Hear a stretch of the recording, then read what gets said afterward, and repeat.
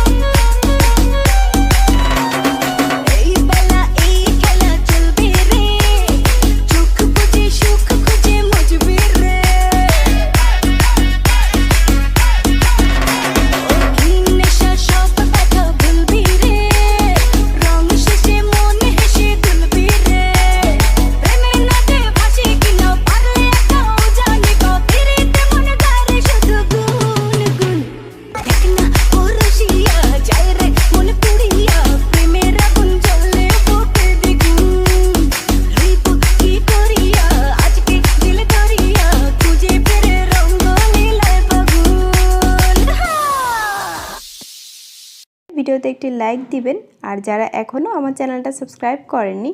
তারা please subscribe করবেন এবং পাশের বেল আইকনে ক্লিক